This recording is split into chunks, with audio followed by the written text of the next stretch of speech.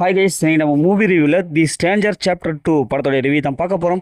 எந்த படம் இப்போ ஓடிடியில் தமிழ் டபுள் அவைலபிளாக இருக்குது, மறக்காமல் செக் அவுட் பண்ணி பாருங்க. இது ஒரு அதிரடி ஆக்ஷன் சஸ்பென்ஸ் ஹாரர் த்ரில்லர் மூவியாக வெளிவந்திருக்கு. இப்போ இந்த படத்தோடைய கதையை பார்த்தரலாம். சிட்டியில் ஒரு அழகான வீட்டில் நம்ம ஹீரோயின் 2 பேரும் வாழ்ந்துட்டு இருப்பாங்க. ஹஸ்பண்ட் அண்ட் ஒய்ஃபை சந்தோஷமாக இவங்க லைஃப் போயிட்டு இருக்கும்.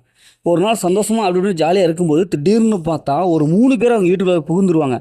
உடனே நம்ம ஹீரோவை அப்படியே கொண்டுருவாங்க. அதுக்கப்புறம் ஹீரோயின் எப்படியாவது கொண்டுறன்னு சொல்லிட்டு கிட்டத்தட்ட கொல்ற ரேஞ்சுக்கு போயிடுவாங்க. திடீர்னு பார்த்தா அங்கே ஹைவே போலீஸ் வந்துடும். அதனால் அந்த 3 பேரும் அங்கேருந்து ஓடிடுவாங்க. இதுதான் சாப்டர் 1. அதுக்கப்புறம் சாப்டர் 2ல் ஹீரோயின் ஹாஸ்பிட்டலில் அட்மிட் பண்ணியிருப்பாங்க. ஹாஸ்பிட்டலில் இருப்பாங்க. உடனே அந்த 3 பேரும் ஹாஸ்பிட்டலுக்கு வந்துடுவாங்க. எப்படியாவது ஹீரோயினை கொண்டுறன்னு சொல்லிட்டு அங்கே முயற்சி விடுவாங்க. அங்கேருந்து தப்பிச்சு ஹீரோயின் ஓடிடுவாங்க. இப்போ இறுதியில் அந்த 3 பேர் யார், எதற்காக ஹீரோயினை கொலை செய்ய முயற்சிக்கணும், இறுதியில் என்னாச்சு அப்படிங்கிறதா இந்த படத்துடைய கதை. இந்த படத்துடைய பாசிட்டிவ்னு பார்த்தாவே வில்லன் தாங்க. ஏன்னா 3 பேரும் மாஸ்க்கை போட்டுட்டு பிரம்மாண்டமான முறையில் மிரட்டிட்டு இருப்பாங்க.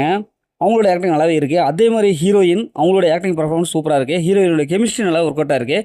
செகண்ட் ஹாஃபில் அந்த மிடில் ட்விஸ்ட் எண்டிங்லாம் பயங்கரமாக இருக்கும். அப்படியே துரத்தி இப்படி வெட்டுற மாதிரி அப்படி ஒரு சீன்ஸ் எல்லாம் நிறைய இருக்கும். அதுலேருந்து ஹீரோயினாக தப்பிப்பாங்க. அதான் தப்பிக்கும் போது நம்ம சீட்டோட நுனியில் உட்கார வச்சுருவாங்க. அந்தளவுக்கு ஸ்க்ரீன் பிளே நல்ல விறுவிறுப்பான ஒரு ஸ்க்ரீன் பிளே கொடுத்துருக்காங்க. ஃபஸ்ட் ஹாஃப்லேருந்தே நல்லாவே வந்திருக்கு. ஃபஸ்ட் ஹாஃப்லேருந்தே படம் வந்து சூடு பிடிக்க ஆரம்பிச்சிருது. நல்லா என்கேஜிங்காக வச்சுக்கிறாங்க. படத்தோடைய பிஜிஎம் பொறுத்தவரைக்கும் நல்லாவே இருக்குது. அதேமாதிரி சினிமாட்டோகிராஃபி சூப்பரான ஒரு சில கொடுத்துருக்காங்க. படத்தோடைய அந்த ஃபைட் சீக்வன்ஸும் நல்லாவே வந்திருக்குங்க. நல்லா சூப்பராக ஃபைட் பண்ணுறாங்க. ஹீரோயினையும் ஃபைட் பண்ணுவாங்க. அது நல்லாவே இருக்குது. இந்த படத்தோடைய மைனஸ்னாவே பார்த்து பழக்கப்பட்ட கதை தான். இதேமாதிரி கதைகள் ஏகப்பட்ட படங்கள் நம்ம பார்த்துருப்போம். அதே பாணியில் இது எடுத்திருக்காங்க. கொஞ்சம் ட்விஸ்ட் பழசாக இருக்குது. ஈஸியாக கெஸ் பண்ணிடலாம், இப்படி தான் நடக்கும் அப்படிங்கிற மாதிரி தான் இருக்குது.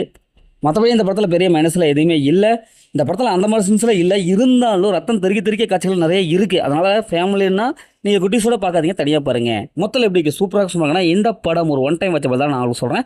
ஓகே, இதே மாதிரி அடுத்த ஒரு புதிய மூவி ரிவ்யூ சந்திப்போம்.